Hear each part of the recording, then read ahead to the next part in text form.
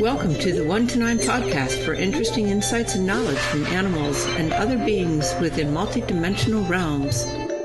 Well, hello. Welcome to another 1 to 9 podcast. I'm Karin and I'm Diana. And we're here today. I know, we're still not 100% sure how our names are resonating with this podcast. We're here today with a whole bunch of fairies. Yes, they're fairies from in and around both our houses. I don't know if this is actually the correct name for them. We're going to be asking them what they call themselves. But there's house fairies that have been running around my house for the last couple of days, just racing up and down the hallways. And then they're racing up and down the hallways because they have something to say and they want to be on the podcast, right? Yeah, they were just so excited, right? And then there's some plant fairies, and then the outside fairies. And then Karin has got her art fairies, and also the house fairies, which actually seem to be of smaller stature than my house fairies, which is kind of interesting. And then there's also the Chincoteague house fairies, who will be communicating with us via some kind of device that they have there. Okay. And what about flower fairies? Oh, the flower fairies, yes. Okay. Can't forget them. Right, so we may not be talking to all these fairies today, but we'll get to them one by one and see. So who wants to talk first? What fairy group is first in line to say something? Oh, I forgot another category of fairies. Okay. The cat attendant fairies. Oh, cat attendant fairies. Yeah. Okay. Okay. And we have Ollie the cat with us today. And the other cats are with us in spirit. Okay, yeah. Okay, so who will be talking to us today? This is kind of interesting. Karin's house fairies. Oh, my house fairies, the little house fairies. Yes, the little house fairies. And you're saying they're smaller in stature than your house fairies. You mean about half the size? Yeah, half the size. But not half as fairy-like or half as prominent. No. They're just half the size, that's all. Just littler house fairies. Yeah. What do you think makes one house fairy group smaller than another? I don't know, but the ones that you have that are in your house, okay, they seem to like, I don't know the correct terminology for this because I'm not really a mountain climber, but they've got grappling hooks. Rappelling hooks and ropes, and they seem to like climbing up the windows. Like they throw their hook up and then they climb up the rope. They're doing this around the windows and up your radiators. Oh my! They seem to like doing that. They're all climbing around and having fun, like yeah. Mountaineer fairies. That's right, Mountaineer fairies. Yeah. Do they like the string of lights I have around my room? Yes, they do. And do they want me to turn it on right now? Well, what they do sometimes is actually use them as tight ropes. So they can walk almost all the way around the circumference of my room. Right. That's interesting. I mean, that could be why they're smaller, because if they're bigger, they would have a harder time doing this stuff. Oh, let me ask them. Yeah. Because so far I haven't really asked them anything. Yeah, like we need to find out from them what they... Yes, okay. Okay, so they're telling me they're descendants from a long line of, they said rappelling fairies, but mountaineering fairies could be the same thing. And why would they have landed in my house? I live in the city. Yes, it's a good question.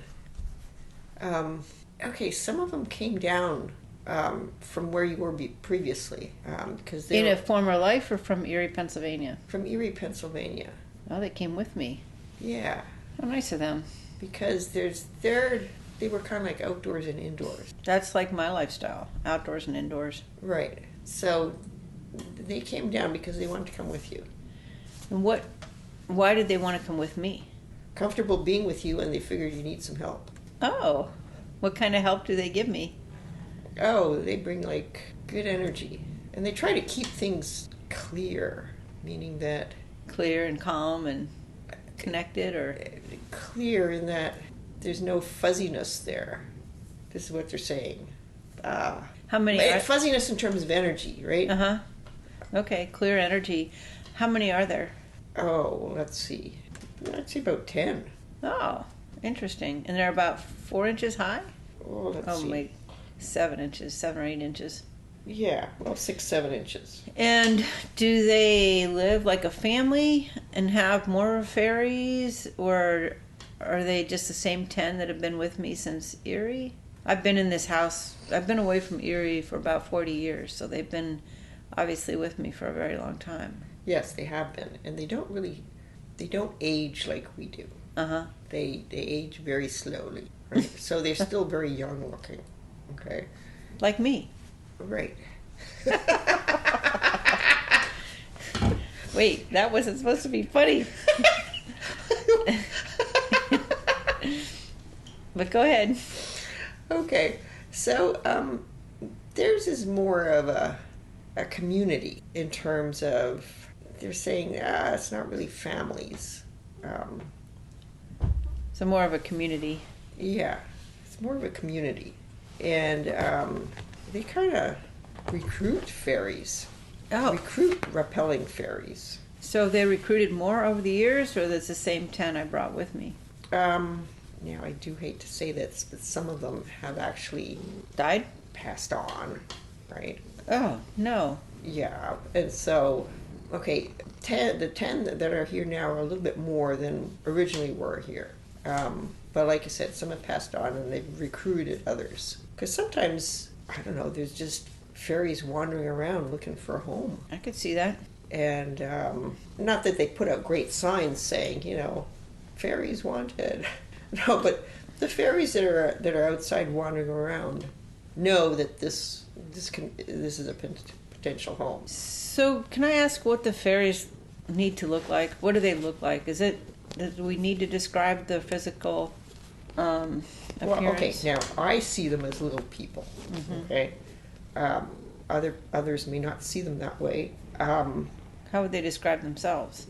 They themselves basically describe themselves as little bits of energy. Okay. And they can change shapes too. So they shapeshift. They change shape depending on who's looking at them to be seen, or yeah. noticing? I mean, that's to say. I mean, I see them, like I said, as little people, meaning that they've got 2 arms, 2 legs, a body, and a head. Right. Mm-hmm. Somebody else may not see them quite like that, meaning that they could be squatter, or I guess have different facial features, I see them as having regular length hair, not long hair, not short hair. And they themselves see themselves as however they want to be seen by the person who's actually not doing the seeing, but who's the object of the viewing.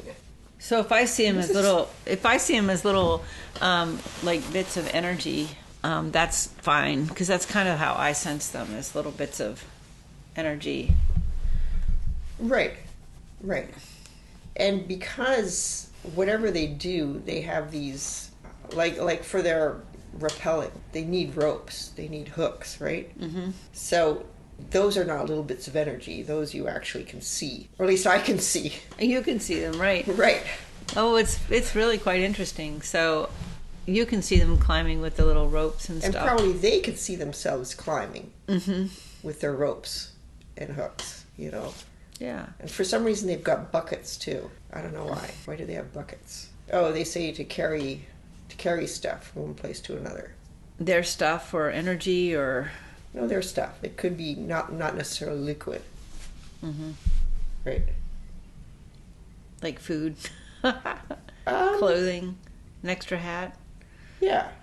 Right. Exactly. Extra ropes. Right. And do they have names? Do they call themselves anything?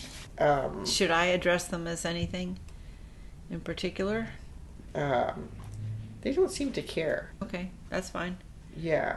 I mean, individually, they don't, they're saying they don't really call themselves by any name, because how they communicate between themselves is mostly telepathically.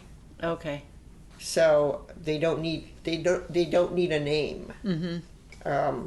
They would just intuitively know who they're communicating to. Right, exactly, yeah. So that's why they don't have any name. But they're saying, if we want to give them names, they'd be most happy to take them. I mean, you could just call them A, B, C, D, E, F, G, H, I, J, or I don't know. That's kind of like. That's okay. I don't need to name them. That's not that important to me, but to know they're there and to thank them for keeping my energy clear in my house and working with me, that's awesome. Right. That seems to be kind of like their main mission, keeping the atmosphere. And how do they do that? I know they're climbing around and stuff, but actually, what is their like magical aspect that keeps the energy clear here? Okay, I'm asking them, how do you do this? And they say basically their presence. Just their presence? Their presence does it. Okay. Well, that makes sense. They carry a certain energetic vibration of clarity. And maybe being Mountaineer fairies, the mountain air is clear. Yeah, look how sunny it's getting outside. And just as we're talking about to these fairies. Is there anything specific that they want me to know? They're saying something about the back room. What are they saying about the back room? The back room's where I often eat. For those that are listening in, it's off of my kitchen. It has a table and lots of window space right out onto the deck. I don't know. They're saying you should pay more attention to things in there somehow. But exactly what you should pay attention to, they're not really saying. I don't know. Are things not clear enough back there? Do I need to actually do something to clarify it more? Things seem to be less clear there than other rooms. And is it because is it the artwork?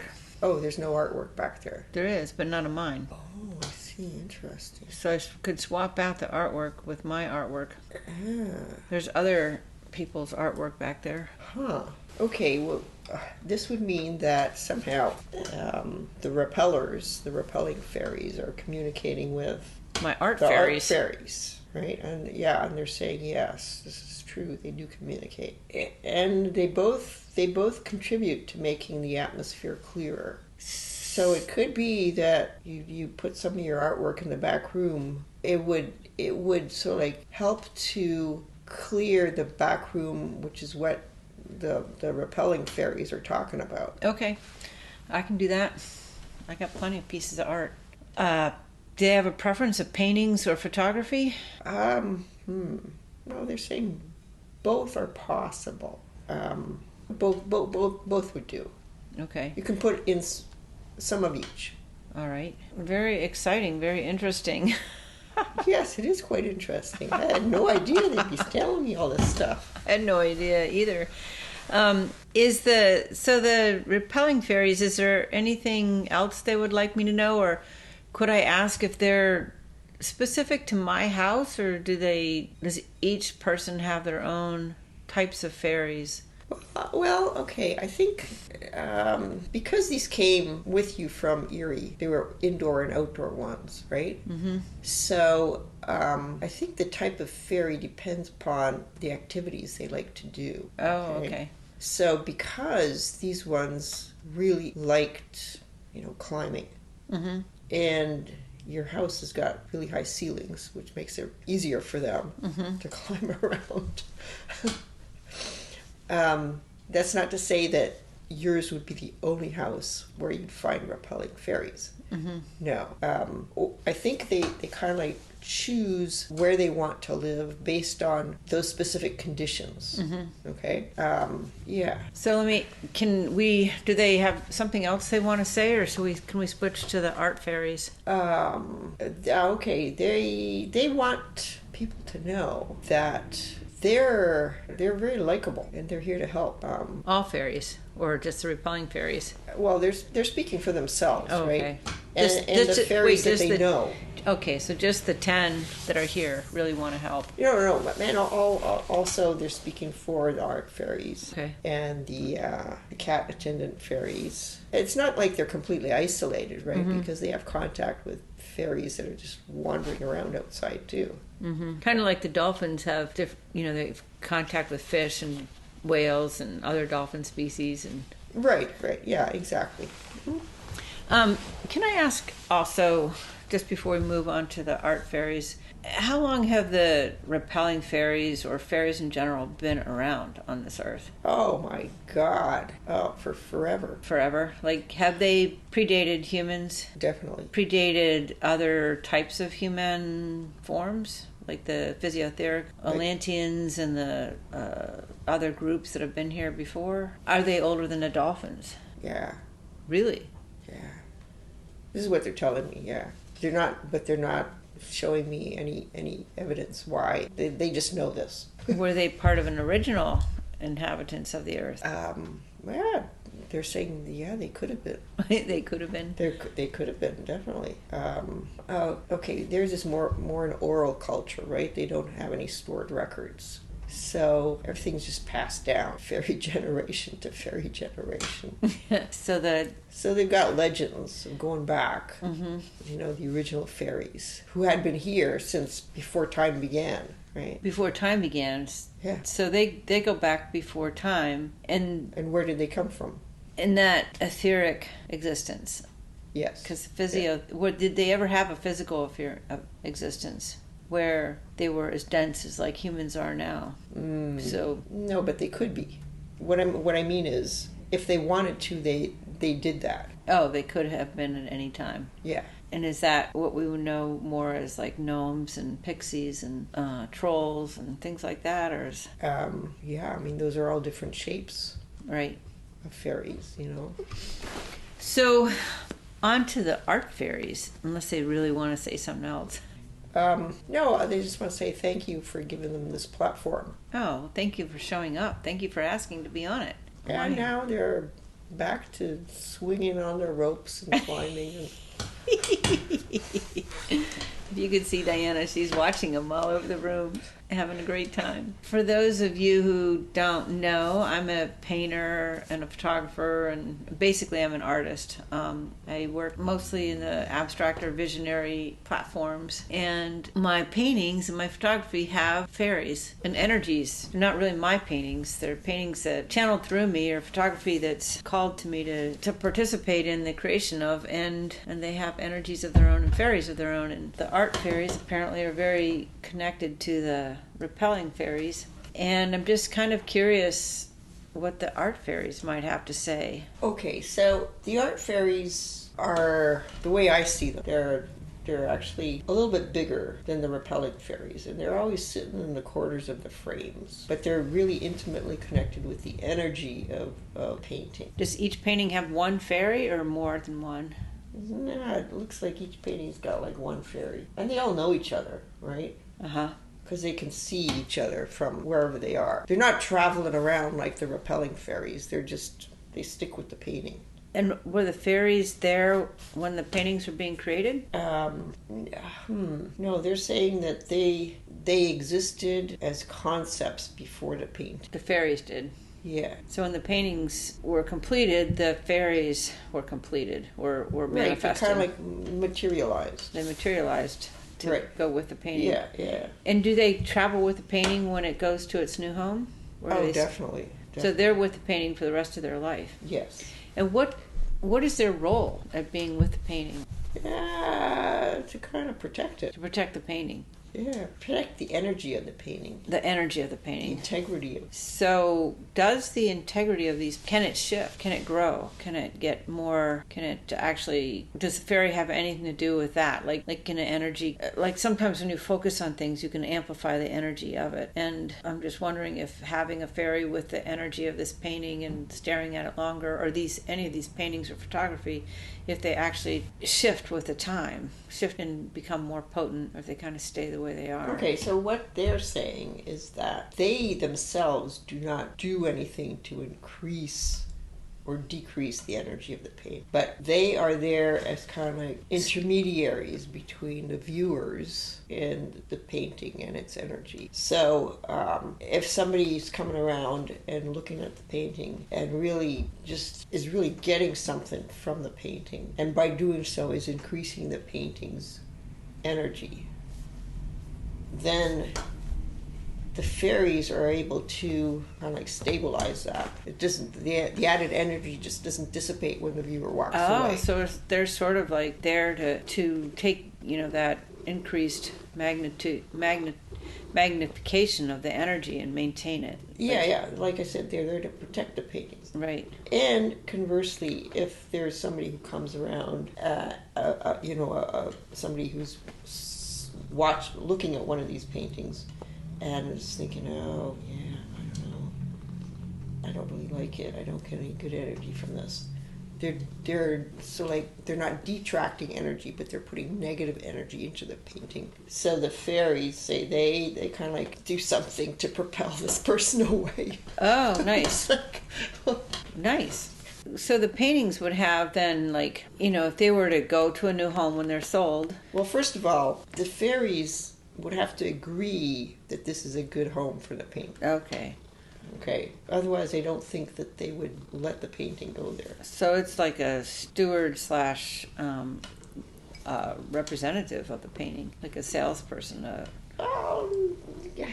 Steward is probably a good word. Mm-hmm. Steward of the painting on multiple levels. Very interesting.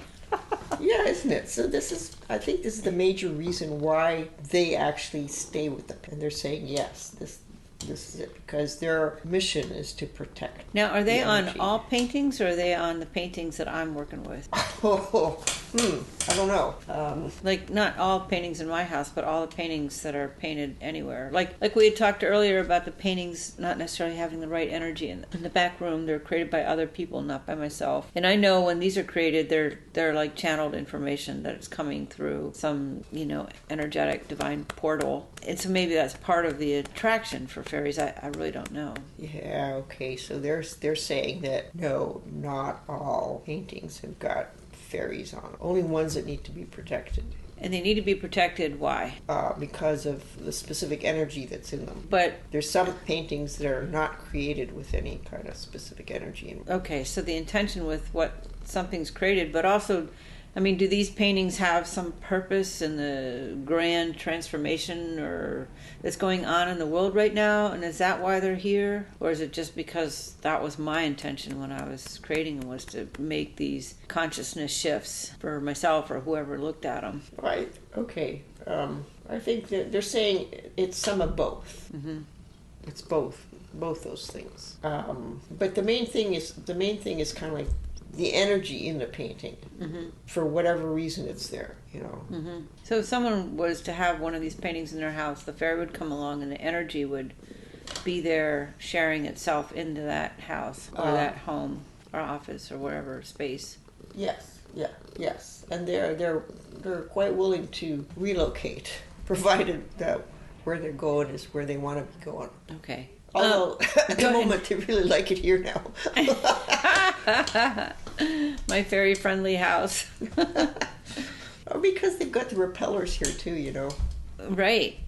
So. Yeah, it's a fairy friendly house. I guess. Other fairies in the house. So are there other fairies do they have any advice for me or words for me? I understand that they want to stay here, they like it here, but I'm creating a lot of paintings, and so even if they stayed here, they would get covered up or put maybe in another room. So is there I want them to know I appreciate them, and I'm thrilled that they're there, and I'm thrilled that they feel and protect and steward the paintings the way they do, because I can sense it. I feel like this really tight bond with them. But at the same time, I need to be free to create a whole bunch more, and I want their help.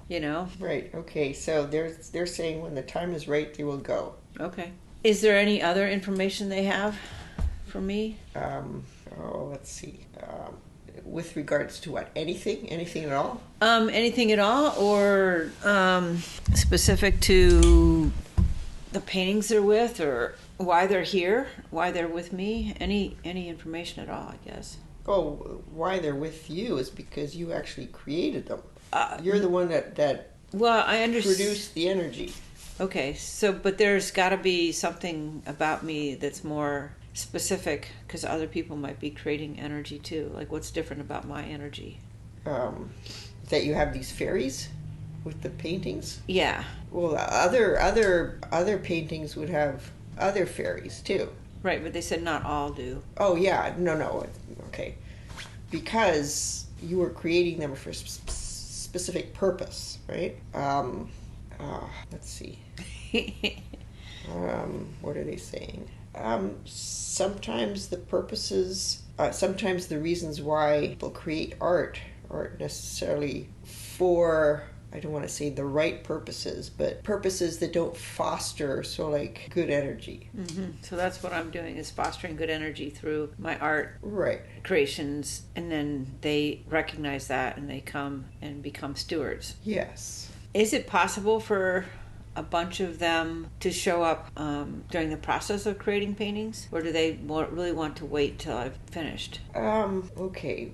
Well, now they're kind of different than the repelling fairies because they existed as concepts. Mm-hmm. Or it could be I'm not quite understanding what they're saying, because it could be maybe they're shape-shifting and the concept is the actual fairy, Mm-hmm. right? And when the painting itself is realized, that's when they kind of like materialize. Okay. So it's not that they weren't there before and they just suddenly appeared. Maybe they were there all along. Okay. In a different form. Right, yeah. Because it wouldn't make any sense then if fairies live a long time, right? And like hundreds of years? 500 years? yeah, a long time. And so they can actually go from they can disentangle themselves from a painting or work of art and move to another one if they so choose. And why would they choose? Maybe the energy from the painting becomes corrupt somehow. Corrupt or dies off. Yeah, or there's just new energy being created all the time, right? So Yeah. a newer painting might actually contain a newer energy. Right.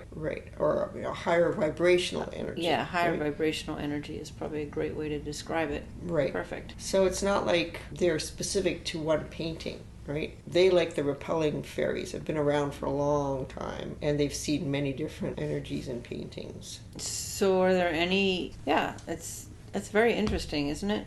Yes. So they could be hopping from artist to artist. No, but they don't do this willy-nilly, right? Uh-huh. Okay, they have to have reasons. It's not like, 1 week they're over here, next week they're over there. No, they're saying it doesn't work that way. Well, for example, like I have this book here from this artist called Hilma of Klint, and she was a fabulous visionary artist that really never got her credit until 100 years later when everybody realized her work. And then she's been on worldwide tour, but no, she's not making any financial gain off of her vision that she expressed all those years ago, but she's finally getting credit for being this visionary. Would those fairies have been with her art this whole time, just waiting?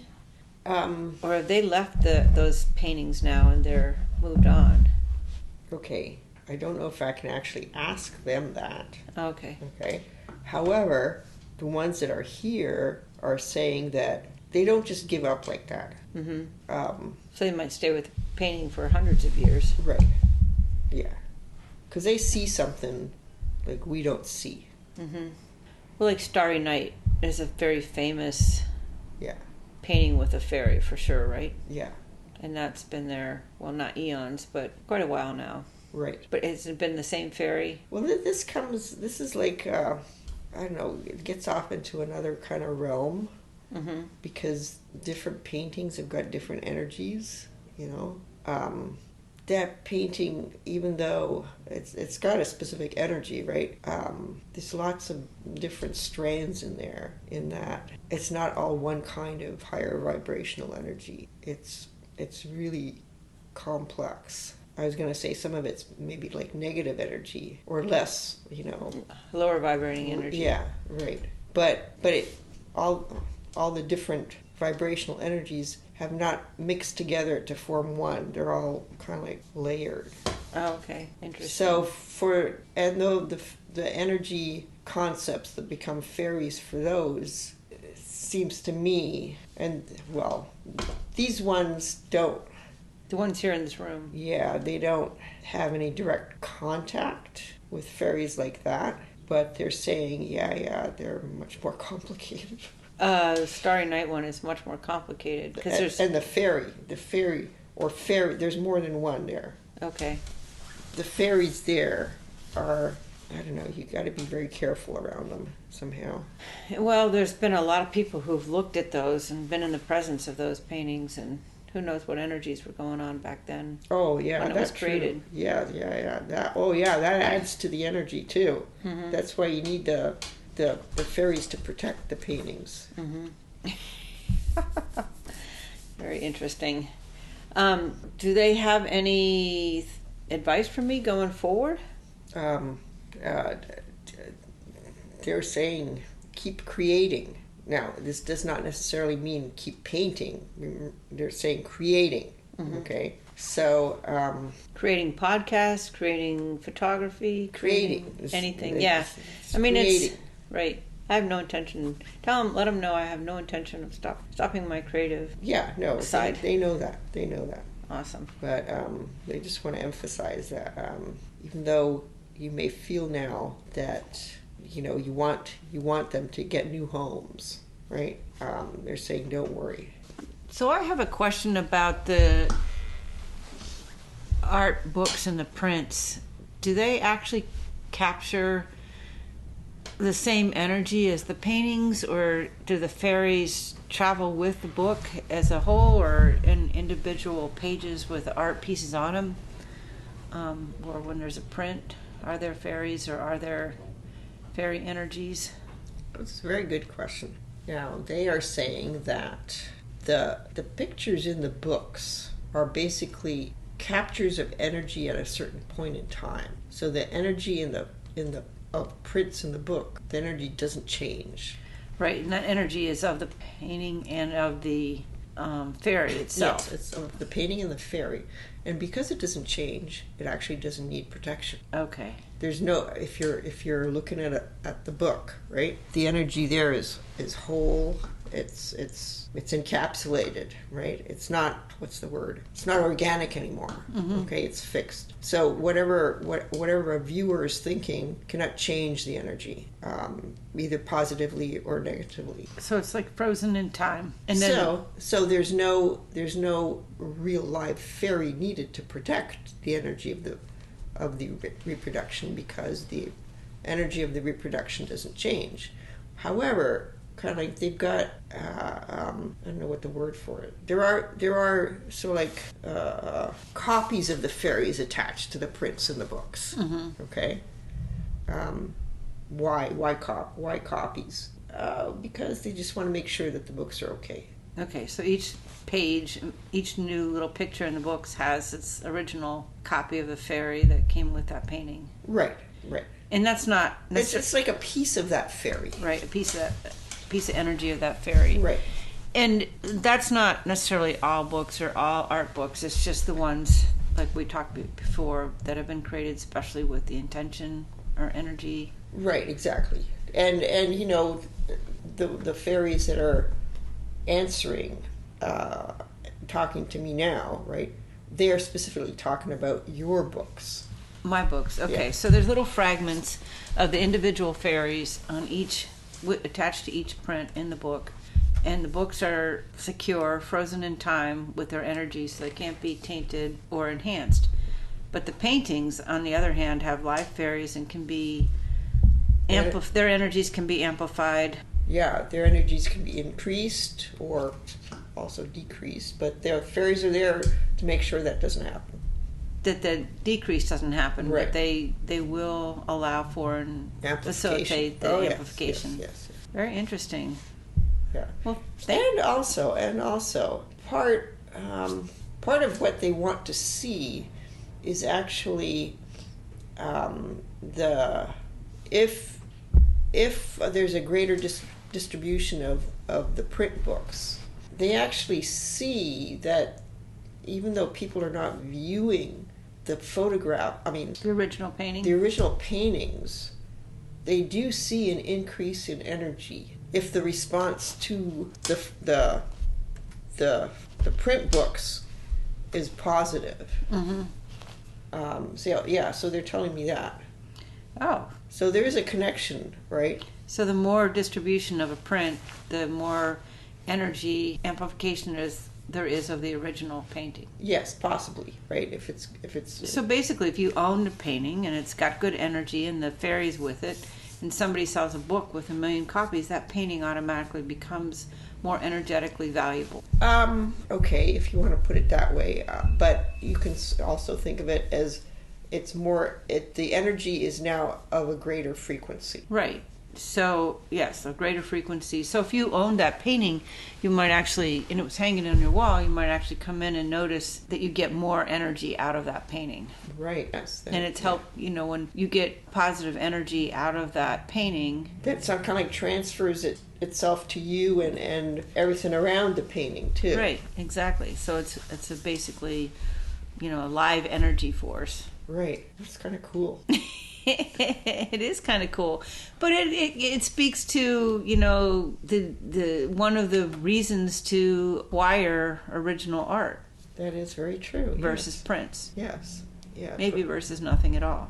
Right. I guess. I mean, I like having stuff on my wall. Well, yeah, too. But you might like it aesthetically, but it also might actually be enhancing energy or the energy might, like if you're sitting in your room and 1,000 people are looking at these books, your energy's raising if you're in front of the painting. I mean, it's just like that's right. It's just like, so the collectors of these artworks that end up in books somewhere are actually just basking in increased amplification of their energy of their painting, and their own vibration would be This is actually quite curious. Okay. Raising too. Right. Because a friend of mine in Vancouver has this, he's obsessed with this question. It's like, what is art, right? And he comes back to Andy Warhol. According to him, Andy Warhol is not art, right? But how many reproductions of Andy Warhol prints are there around the world that people have? In their houses, in books, in museums, whatever, right? They're all looking at this and they're thinking, wow, this is great. So that actually could be contributing to what we, meaning I guess collectively, perceive as the worth of an Andy Warhol painting. Oh, it's absolutely. all this increased higher vibrational energy. Right. So the monetary value of it it's increasing and amplifying as well. At the same time, the energy is amplifying. That brings me to a lot of people could use that amplified money that are artists. Certainly Van Gogh could have used the millions of dollars that his artwork, and maybe he would have created another 7 years of work had he not been poverty stricken. It's very difficult to say, and don't really want to go back and change history, but at the same time, there's a lot of artists who, like Hilma Clinton, who we mentioned earlier, who, 100 years after they've created art, it gets appreciated, and the monetary amplification happens at that time and not before, and so they really sacrifice their entire life to create this energy, to share it, to create it. And, is there a way to speed up that process of... Is this a question that you're actually asking the Art Fairies? Well, I'm asking the Art Fairies, is there a way to equalize that? Speed up is the wrong word, but equalize that process so that, 2 and 3 generations after someone's no longer here, the amplification of the money shows up for their art and the appreciation shows up. I guess there is a way. I'm talking and I'm answering the question halfway by saying, oh, well, there's the internet, you can post it on the internet and get it out there. But do the fairies have any say on that? Any understanding of what the entire impact of that art could be, not just protecting it and being a steward of it, but also the eventual amplification of it and its valuation in monetary energy? They're finding this a really kind of hard question. Because even though, they exist in a world which is basically driven by money, they don't deal with it, right? To live their ordinary lives, they don't deal with money. Right, and it doesn't have to be money. There's an exchange there that happens not when the artist is alive, often, and an appreciation like whether it's money or, other kinds of generous, something that brings great ease to that artist so they can continue to work. Okay, well, they're saying that from their perspective, right, the worth, this is from their perspective, right, the worth in quotes of the painting or artwork is basically determined by the vibrational frequency of the energy, and the complexity of that vibrational frequency. But it also then can be amplified. Oh yeah, no, that their answer takes that into consideration also, that it's not static, that it's organic, and right. It could be increasing, could also be decreasing, but it changes over time too. Right, but that doesn't really specifically address the commodity exchange of the artwork. No. That of the commodity exchange of the artwork and its energetic value in respect to the facilitator, which would be the artist of its creation. Yeah, they don't know anything about that. That's what they're saying. All right. Okay. Well, they have a higher purpose, right? They're thinking about the big picture and the big picture only. Their mission there is to protect the energy of the work of art. Okay. So, are there do they have anything else to say, and should we move on? No, they're just saying, oh, it was fascinating talking to you, and this is them talking to us. Yeah. It's fascinating talking to you, and we hope you gained some new insights. Oh, definitely. It's very, very nice of them to show up and to actually share their information, and I'm very happy that they're here. And I don't know if they know, but I often, give them a nod when I'm walking back by a piece. And I'll be taking some artworks into my back room to... Oh, good. Yeah, they're saying yes. Definitely do that. Change the upgrade or fix the energy back there. Yeah, but if for some reason you need the front and the back to be kind of like the same. Okay. All right. No worries. I can handle that. We'll balance it out. Right. Tell them thank you very, very, very much, or I can tell them directly. Yes. Thank you very much. I really appreciate it. It was really fun. Okay, so now they're just waving goodbye. Ta-ta, till later. And they're all sitting there on their paintings, just hanging out. Yeah. And now they think, oh, now we'll have a spot of tea. Oh, have fun. Tea and artwork. So, is there someone else that would like to come forward, or is... Oh, let's see. Oh, yes. Oh, my goodness. Okay. These fairies are usually not very talkative, at least the ones that I know. But they're omnipresent in that my cats, and I see your cat, Ollie, which is here now, they have these attendants, and they are fairies since they're kind of smallish, maybe like 7-8 inches tall, but they all have the same costume, which is kind of weird. What is the costume like? Okay, it's a stiff white A-line. It's not a dress because they're not women. They're not men either, right? But it's basically, it looks like it's an A-line suit, long sleeved, and goes all the way down to the ground, and it's stiff so that you can see that it's A-line. Mm-hmm. That's what they wear. And how many of them are there? One per cat. Oh, one per cat. Yeah. Oh, does Ollie's have a name? Ollie's looking around like, what? Okay, it's Ollie 2. Ollie 2? Ollie 2. Like Ollie also, or Ollie number 2? They have the same name as the cat. Oh, I see. Right? So mine are called, there's Nocholo and there's Nocholo 2, the attendant. Okay. So they're cat attendants. They're cat attendants. And what do they do for the cats? Or should we... I'm not quite sure because I've never really seen them do anything other than just be standing there beside them. Oh. But it could be, and I don't watch my cats all the time, right? So it could be that they're doing stuff for them when I'm not watching. Oh, okay. But I do know that one thing that they do help me with is that when I do some of the meditations that I do, I include my cats. And with some of them, you actually have to look inside their bodies and see their chakras. So the attendants actually kind of like Vanna White. They show you look, around. Look, these are this is the red one. This is the orange one. This is like. Oh, that's so funny. So they show you around. Yeah, that's right. But they're willing. They were actually willing to talk to us. Okay. But maybe we can do that next time. Okay. Awesome. Hey, well, thank you, Diana, for facilitating a great conversation with the fairies, the repelling fairies and the art fairies.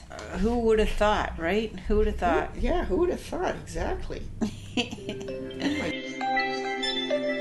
That's all for this episode of the 1 to 9 podcast. Thank you for listening, and please sign up for our newsletter at 1to9podcast.com.